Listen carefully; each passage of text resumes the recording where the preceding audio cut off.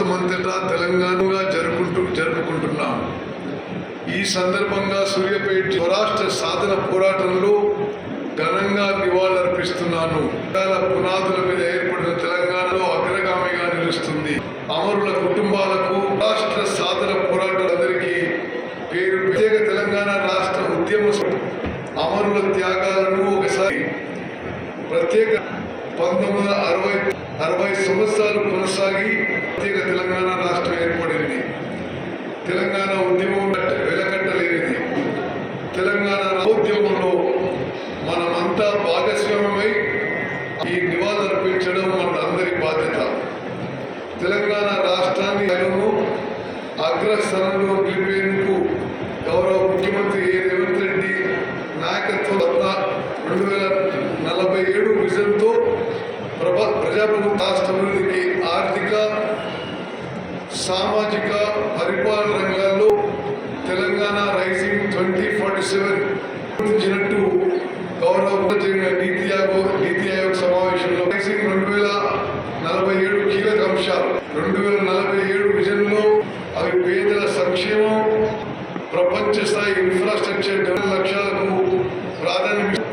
ప్రభుత్వం ఇప్పటికీ తెలంగాణ సమగ్ర అభివృద్ధికి social justice policy, green energy policy, tourism పాలసీలను ప్రభుత్వం భవిష్యత్ తెలంగాణకు ఒక భగవద్గీత ఇస్తుంది. ఆడబిడ్డలకు అండదండగా ఉన్న ఇంట అందుకే రాష్ట్రంలో 1 కోటి మంది ఆడబిడ్డలతో ప్రభుత్వం అనేక కార్యక్రమాలు చేపట్టింది. 500 రూపాయలకి యూనిట్ల ఉచిత విద్యుత్ సరఫరా, తెలంగాణ మహిళలతో విద్యుత్ ప్రాంతం, మహిళా శక్తి క్యాంటీన్ల నిర్వహణ, 100 ఇందిరా మహిళా సంఘాల నుంచి ఆర్టీసీకి అందులో 150 బస్సులు, రైతులకి రుణ విముక్తి నిలిచిపోయి 8 నెలల కాలంలో రుణ విముక్తులు చేయడం జరిగింది. 17 కోట్ల రూపాయలు రుణమాఫీ చేశాం. రైతు భరోసా పథకం కింద ఎక్కడున్నాం. రైతులు పండించి ధాన్యం కొనుగోలు చేసిన దానిలో నగదు జమ చేయడం 2,90,00,000 అందజేయడం జరుగుతుంది. నిరుపేదలకు సన్నబియ్యం, పేదల ఆకలి తీర్చడంతో పాటు జీవించేందుకు ఇందిరమ్మ ఇళ్ళు, ఎస్సీ వర్గీకరణతో క్షేమంతో పాటు దేశానికి దిశానిర్దేశం చేసిన తొలి రాష్ట్రం తెలంగాణ నుంచి బీసీలకు నిర్ణయించింది. ఈ నిజమైన చెప్పి విజ్ఞప్తి చేస్తున్నాను. మరి నేను నా శాఖలలో ఇరిగేషన్ శాఖ కానీ, సివిల్ సప్లైస్ శాఖలలో ఈ జిల్లాలో నాకు వచ్చిన విజ్ఞప్తులన్నీ కూడా పూర్తి చేయడానికి ప్రయత్నం చేస్తున్నాము. ఇరిగేషన్ విషయంలో నాగార్జున సాగర్ ఎడమకాలు కానీ, మూసీ విషయంలో కానీ, SRSP స్టేజ్ 2 కానీ, మరి ఎత్తిపోతల పథకాల విషయంలో కానీ, మరి పాతవి అన్నీ అవసరం ఉన్న ఆపరేషన్ మెయింటెనెన్స్ చేస్తూ ఎక్కడెక్కడ నీటి వసతి ఉందో కొత్త పథకాలని మంజూరు చేసి నిర్మిస్తున్నామని చెప్పి నేను మనం చేస్తున్నాను. మరి అదేవిధంగా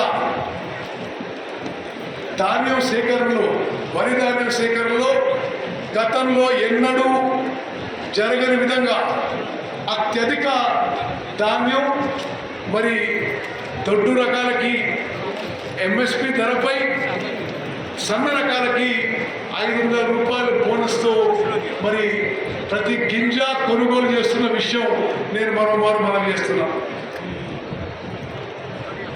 తెలంగాణ రాష్ట్ర చరిత్రలో ఒక విప్లవాత్మక మార్పు తీసుకొస్తూ గతంలో రాషన్లో దొడ్డు బియ్యం కోర్స్ గ్రెయిన్స్ ఇచ్చేవారు.